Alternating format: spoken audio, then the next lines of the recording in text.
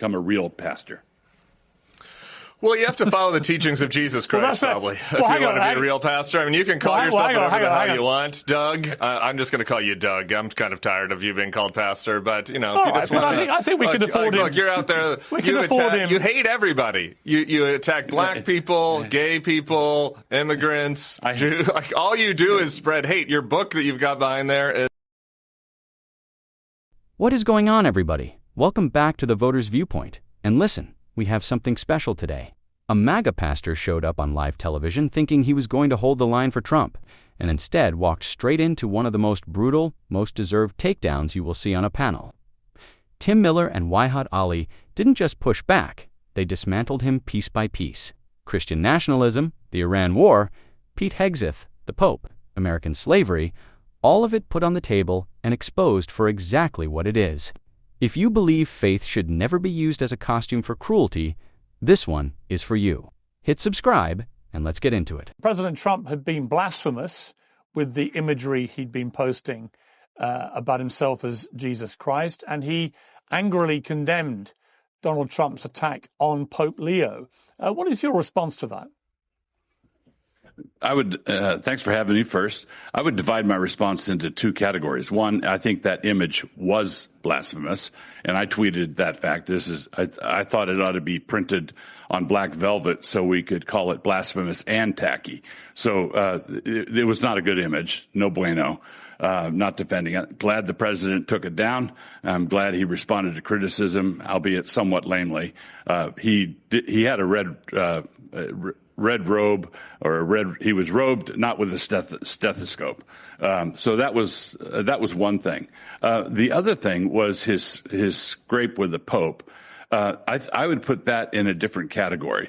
The Pope was a Chicago lefty before he became Pope, and he is speaking bromides, inserting God into a geopolitical event, while at the same time objecting to other people injecting God. I'd just like to know what the rules are.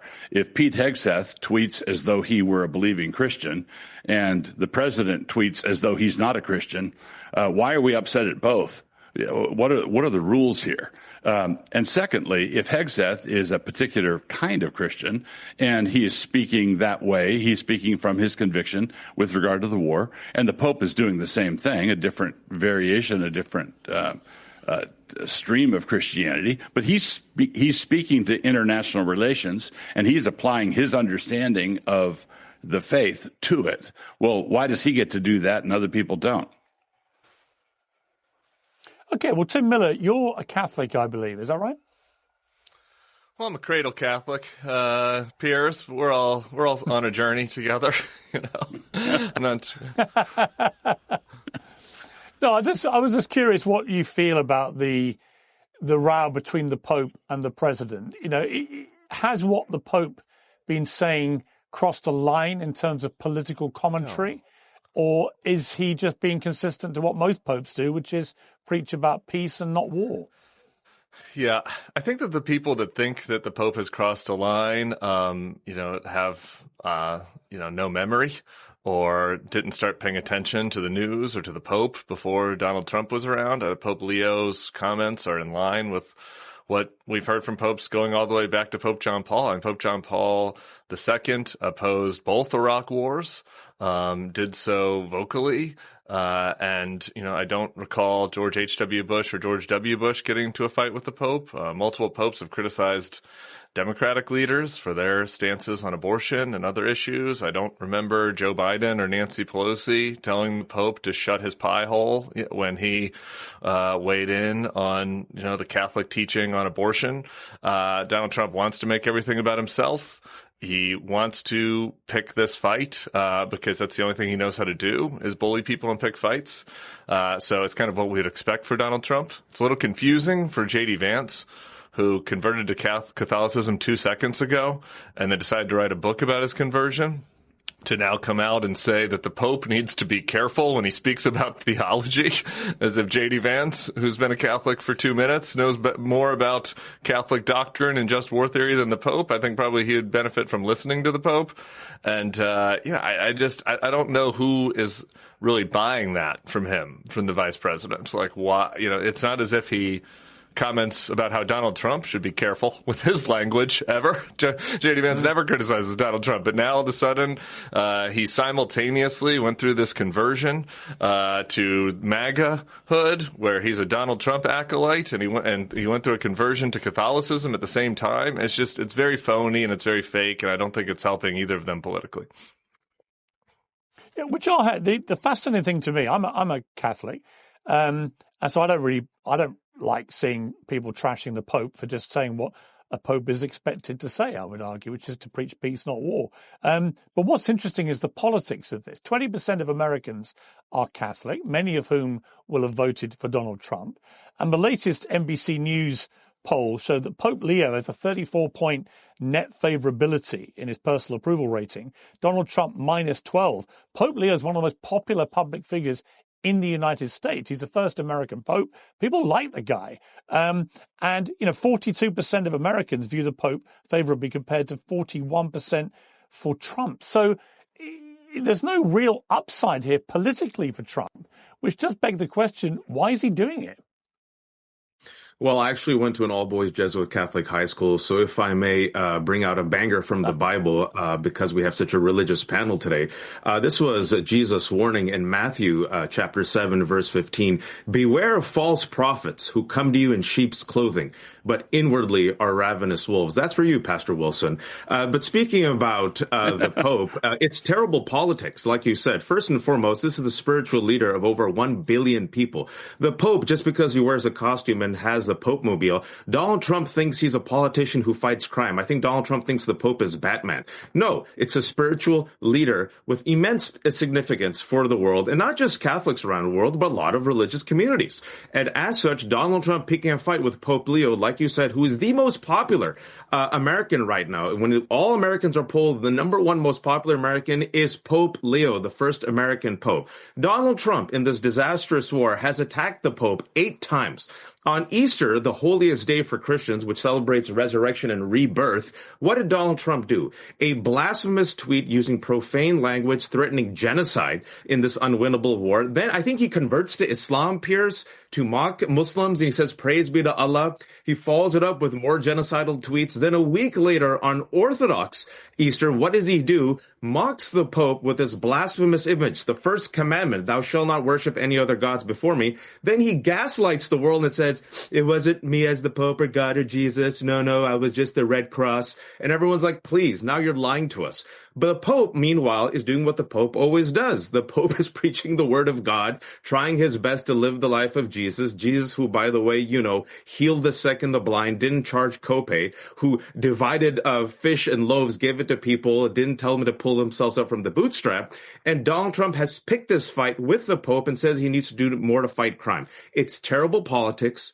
It's also blasphemous. It is also terrible with his base. You've seen Alex Jones now invoke the 25th Amendment. Candace Owens, Marjorie Taylor Greene. You've seen videos now of MAGA saying, you know what? This is a step too far. It's just unnecessary vulgarity on top of an unpopular war. I want to remind you all, he promised his base no more forever wars. What does he do? Lead us in this unwinnable war. Oil prices are up, gas prices are up, fertilizer prices are up, and now we're in food shortages. He promised to release the Epstein files, is doing a cover-up. He said he'll bring down inflation. Now we're going to get worse inflation. And to top it all off, Pierce, he is now attacking, like you said, the most popular not political, but the most popular individual in America, Pope Leo, who is the spiritual leader of 1 billion Catholics. On top of that, he has a war in Iran. He's surrounded by all these cosplay crusaders like Pete Hegseth insulting Muslims. And if I can, to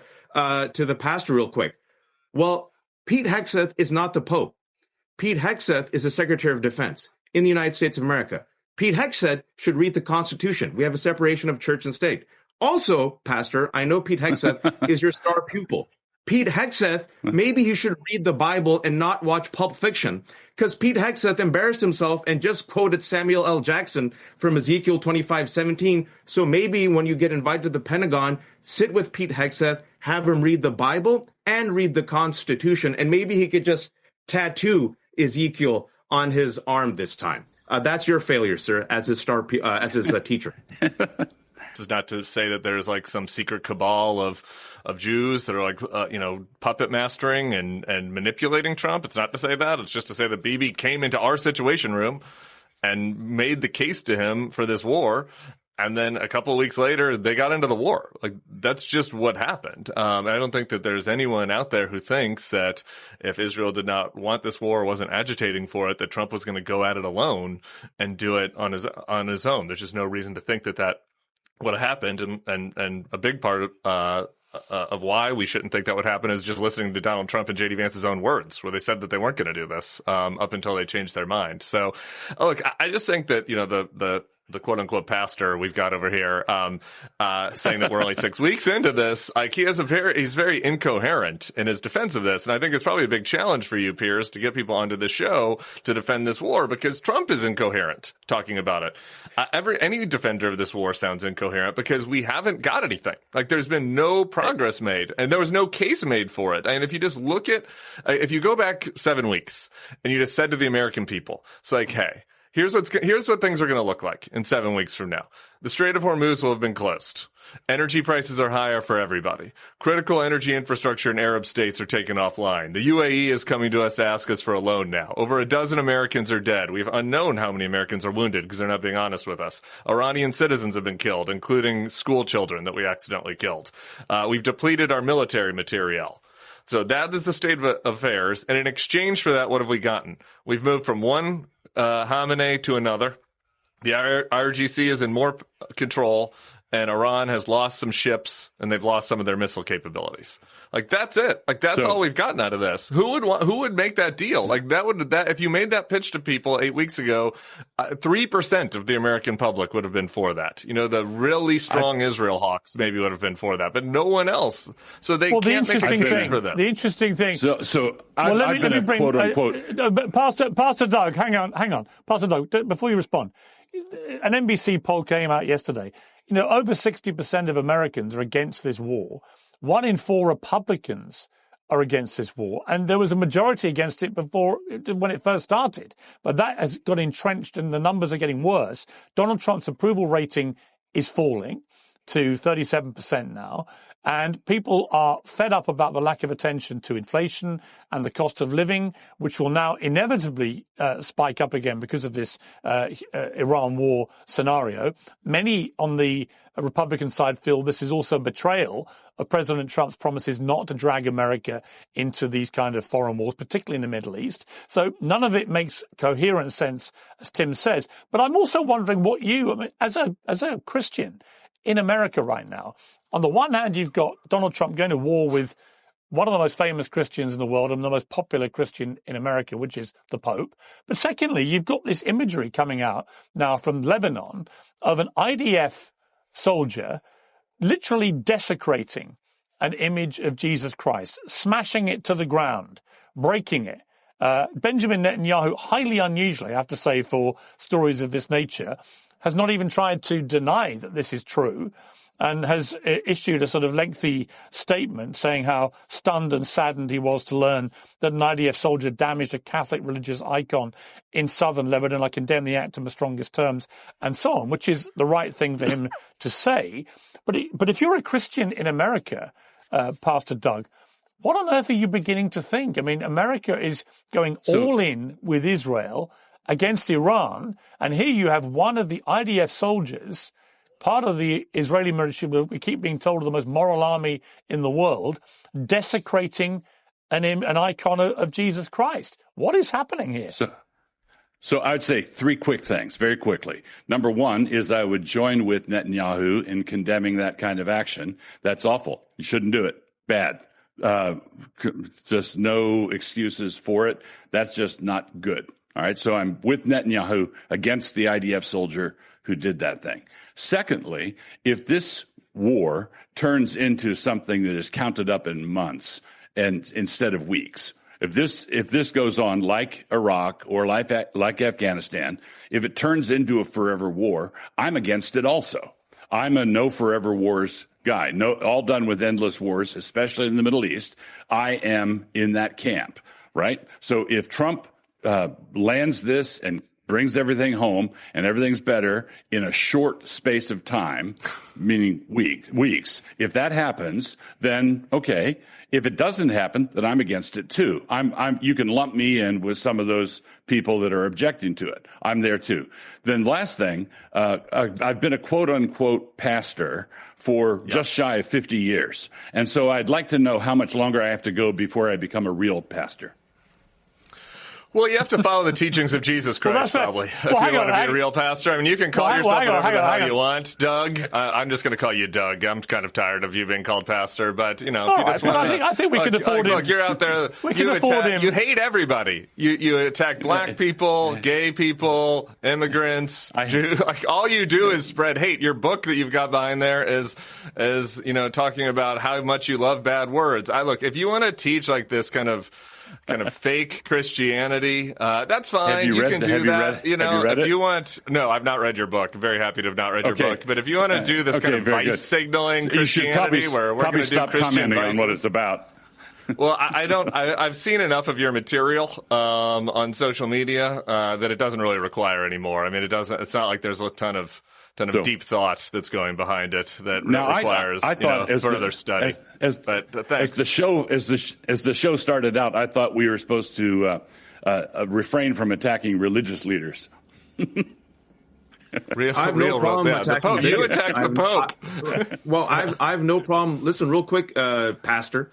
I have no problem attacking wolves in sheep's clothing. I have no problem attacking a man who wrote that American slavery was mutually harmonious between the slave master and the slave. That's you. I have no problem attacking a man who proudly says he wants to do away with the 19th Amendment, which gave women the right to vote. I have no problem attacking a man like yourself who sits here incoherently supporting an incoherent, unwinnable, illegal war in Iran. I have no problem attacking you, a man who is the religious leader of Pete Hegseth, a man who's a cosplay crusader, who's leading some type of crusade, probably you put him on, as a Secretary of Defense, getting Americans and innocent civilians killed. I wish you would be a better Christian. I wish you would open up the Bible. I wish you would meet the Jesus that I met when I went to an all-boys Jesuit Catholic high school. The Jesus that took care of the sick, that took care of the poor, that welcomed the immigrant, that welcomed the marginalized, that helped them. But instead, you've used Jesus as a mascot for, I don't know, your white Christian supremacy, your cruelty, your misogyny. And I'm so glad that people are finally waking up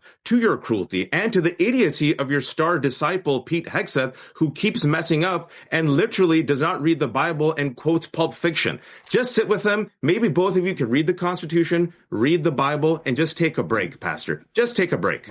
Yeah. Do less. All right, Pastor, your response. Just incidentally, we know that Jesus was not a socialist because he could actually feed people. Yeah, well, I think I can explain what's going on here pretty simply, and that is that Donald Trump has done a series of things as president that have caused backlash among his own voters and are starting now with the Iran war to negatively impact their lives. I think folks were upset about the Epstein files cover-up, of course. That didn't really affect them personally, but they cared about that issue. And then and when he did it, that kind of started the backlash among the MAGA base. But now with this war, look, he didn't make the case for this war to anybody, including his own voters. And a lot of people went and voted for him because they were under the impression that he was going to be opposed to this, that he was the candidate that was not going to get us into dumb Middle East wars, because that's what he told them. And so you just have to put your head in, or put yourself in the mind of one of these voters who one day woke up, went to the gas station, and all of a sudden it cost $10 more to fill up their tank. And they're like, why? I can't afford this. I'm going to have to tighten my belt in other places. And like the answer that's being provided is, well, we had to do this war in Iran because we have to degrade the number of ships that they have. It's just like nobody can understand it. It is nonsensical. And so they're starting to get upset. And so, in the past, Donald Trump has been able to bully media members or members of the Republican Party who stepped step out of line because the voters are with him. You just look at any in the past of any of the Republicans who have tried to criticize Trump, and then Trump goes back at them harder, and then they back off. Like, we've seen this a bunch. Why has that worked every time? Well, it's worked because the voters have been with Trump every time. Like, the MAGA base was with Trump in these arguments. The MAGA base isn't with him in the arguments anymore. So the bullying doesn't work, right? If this was a case where, if Trump attacked Tucker Carlson and Megyn Kelly, their ratings went down, who knows? My guess is maybe they would modulate. Maybe they'd start talking about something else. Or if he started going after the Republicans on the Hill who criticized him, and their voters had a backlash against them, then they would back down. We've seen that a million times. That's not happening this time because people are pissed. Because the war is stupid. He didn't make a case for it, and they're being harmed. I think that there is increasing Pastor Doug, distance. you want to respond? Fracturing, a big fracturing. Candace Owens has a big chunk of the conservative audience. So does Tucker. So does Alex Jones. So does Marjorie Taylor Greene. So does Massey. This is now coming together in a way that they're creating an America First movement away from Donald Trump. Nick Fuentes said that MAGA is dead. On top of that, Donald Trump has never gone more than 50%. He's only gone 49%. He can't afford to lose them. So he's losing not just most people. He's lost Latino voters who voted for him. He's lost independents. He's in the 20s with independents. He's lost young voters. He's never had the majority. And now he's losing the MAGA base. And why? He has betrayed his own base. He made the promise. Look at you guys. No forever wars. Look at you guys. Iran war. He said he'll release the Epstein files. He's all over the Epstein files. He has not reduced grocery prices because of this stupid, unwinnable war. Oil prices have gone up. Gas prices have gone up. Grocery prices have gone up. And now, Pierce, you're seeing, especially in Asia and Pacific, shortages, fuel shortages, gas shortages, food shortages, prices for flights are going to go up, helium shortages, MRIs, data chips, and we're going to face it in America. And just the energy secretary came out today, Trump administration, and said we're going to have high gas prices leading up to 2027. People voted for him because they believed his promise he would reduce prices. He is failing across the board, and he doesn't look well. And now he's picked a fight with the Pope, the most popular figure in America right now, and the religious leader of over 1 billion people. And this war, Piers, you know this and I know this. There's a reason why no Democrat or Republican president in the past 47 years got dog-walked into this war by Benjamin Netanyahu. Because even they knew, even George W. Bush knew, a war in Iran would be disastrous. It would be a quagmire. We're about 8 weeks in. He cannot get out, Pierce. He is stuck. But his ego makes him double down on this failed war. Everything's getting worse. His base is finally fed up. I just like how you guys. Let's be clear about what we just watched. That was not a debate. A debate requires two sides to come armed with facts, logic, and intellectual honesty. What Pastor Doug Wilson brought to that panel was none of those things. What he brought was deflection, circular reasoning, and the kind of vague, slippery known answers that have become the signature move of every Trump defender who knows deep down that the position they are defending is indefensible. Tim Miller and Wajahat Ali saw it immediately, and they made sure everybody watching saw it too. Let's start with the theology, because that is where Pastor Doug thought he had the high ground, and that is exactly where he got buried first. This man has been calling himself a pastor for nearly 50 years. 50 years. And yet, when Wajahat Ali cited Matthew 7:15, "Beware of false prophets who come in sheep's clothing," Pastor Doug had no answer, because there is no answer. You cannot spend decades using the name of Jesus to justify cruelty toward black people, immigrants, women, and the marginalized, and then turn around and claim the moral authority of the pulpit. You do not get both. You do not get to weaponize the gospel as a political tool and then demand the protections of religious respect when someone calls you out for it. That is not Christianity. That is cosplay. And Wajahat Ali said exactly that directly to his face, without flinching. The Pete Hegseth moment deserves its own paragraph, because it is genuinely one of the most embarrassing things to happen in American political media in recent memory. The Secretary of Defense of the United States of America, the man responsible for the lives of American service members, quoted Ezekiel 25-17 in what he clearly believed was a powerful biblical invocation. It is not from the Bible. It is from Pulp Fiction. Samuel L. Jackson delivered that monologue in a Quentin Tarantino film. And Pastor Doug Wilson, the man who personally mentored Pete Hegseth, who helped shape his worldview, who proudly claims him as a product of his religious influence, sat on that panel and had to absorb that fact in real time. That is your star pupil, Pastor. That is the fruit of your 50 years of ministry. A Secretary of Defense who cannot tell the difference between Scripture and a Hollywood screenplay. If that does not tell you everything you need to know about the intellectual and theological depth of this entire MAGA Christian nationalist movement, nothing will. Now let's talk about the Iran war, because that is the thread that runs through everything in this panel, and it is the issue that is finally forcing a reckoning that Trump and his defenders cannot spin their way out of. Trump ran in 2024 on a very specific promise. No more forever wars. No more Middle East entanglements. America first meant coming home, not shipping out. That was the deal he made with his base, and within months of returning to office, he walked every single one of those voters directly into an unwinnable war in Iran that nobody asked for, nobody made a case for, and nobody can coherently explain the endgame of. The Strait of Hormuz disrupted, energy prices spiking. Over a dozen Americans dead, unknown numbers wounded because the administration is not being straight with the public about the casualty figures. Iranian civilians killed, including children. Military resources depleted. And in exchange for all of that, what has actually been achieved? Tim Miller laid it out with cold, devastating clarity. The IRGC is more in control. Iran lost some ships and some missile capability. That is it. That is the entire return on investment for a war that is blowing up gas prices, grocery prices, and the economic lives of the exact working-class voters who put Trump back in the White House. And here is what makes this moment historically significant. It is not just Democrats saying this, it is Tucker Carlson. It is Candace Owens. It is Marjorie Taylor Greene. It is Alex Jones invoking the 25th Amendment. It is Nick Fuentes declaring that MAGA is dead. These are not liberal commentators. These are the architects and amplifiers of the Trump movement itself. And they are turning because the base is turning, because the base is finally feeling it in their wallets, at the gas pump, in the grocery store. Trump's approval is at 37%. He is in the 20s with independents. He has lost Latino voters who crossed over for him. He has lost young voters. He has never once cracked 50% nationally. He cannot afford to lose a single slice of his coalition, and he is currently losing all of them simultaneously. The bullying stopped working the moment the pain became personal. Trump's entire political survival strategy has been built on one mechanism: attack anyone who steps out of line hard enough and fast enough that the base rallies behind him and the critic backs down. We have watched that playbook work over and over again for a decade. Republicans who dared to criticize him folded. Media figures who pushed back got destroyed in the ratings.